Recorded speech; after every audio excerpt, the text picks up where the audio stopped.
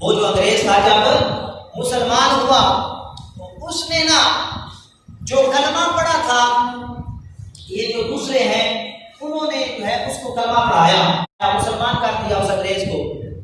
لیکن وہ جو انگریز تھا اس کے ایک ذہن میں خیال آیا، وہ سوچتا ہے اس نے بھی نا جو اسلام کی تاریخ تھی، جو قرآن پاک تھا اس کو پڑھا ہوا تھا، قرآن کا اس نے مطالعہ کیا ہوا تھا، ترجمہ تفسیر پڑھا ہوا تھا. اس کے ذہن میں خیال آیا جن لوگوں نے ان کو کلمہ پڑھایا نا ان سے وہ کہتا ہے کہ میں نے ایک واقعہ پڑھا ہے تخت بلقیس والا. وہ جو آصف بن برخیہ نے جو وہ تخت لے کر حضرت سلیمان علیہ السلام کی بارگاہ میں آیا تھا، وہ کیسے آیا تھا مجھے اس کی سمجھ نہیں آئی. وہ جو تخت بلقیس تھا وہ کس طرح آیا؟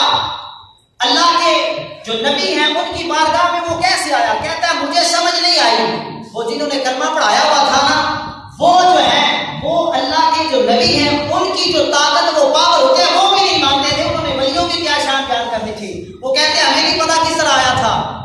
تو وہ جو انگریز تھا اسی کشمکش میں تھا. جب وہ لاہور آیا ان اپنے ساتھیوں کے ساتھ انہوں نے جو اپنا سامان تھا جو بوری بسلے ہوتے ہیں وہ سارے باندھے ہوئے تھے. جب داتا صاحب کے جو سڑک تھی وہاں پر آپ کے مزار کے سامنے جو سڑک گزرتے وہاں سے جب وہ گزرا نا تو وہ پوچھتا ہے یہ جو دربار ہے یہ کن کا ہے؟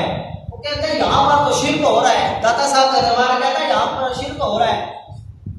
کہتے ہیں لیکن میں بھی مشرک تو رہا ہوں، میں بھی شرک میں بھی کرتا تھا، جب میں کافر تھا مشرک میں بھی تھا، لیکن مجھے پتا ہے جو شرک کی بدبو ہوتی ہے بہت جو ہے وہ بری ہوتی ہے. جو مشرک ہوتا ہے اس سے بدبو آتی ہے. وہ کہتا ہے مجھے تو یہاں سے خوشبو آ رہی ہے، مجھے تو اس بابا جی کے دربار سے خوشبو آ رہی ہے. تم کہتے ہو یہ مشرک ہیں، یہ شرک کرنے والے ہیں.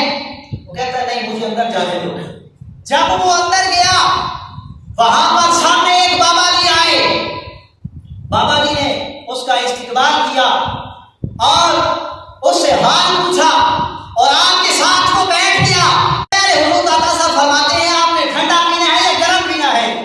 چاہتے ہو ٹھنڈے علاقے کا؟ پھر وہ کہتا حضور میں نے گرم پینا ہے. تو داتا صاحب نے کیا کیا؟ وہ جو بزرگ تھے انہوں نے اس طرح ہاتھ کیا تھیلی میں چائے کا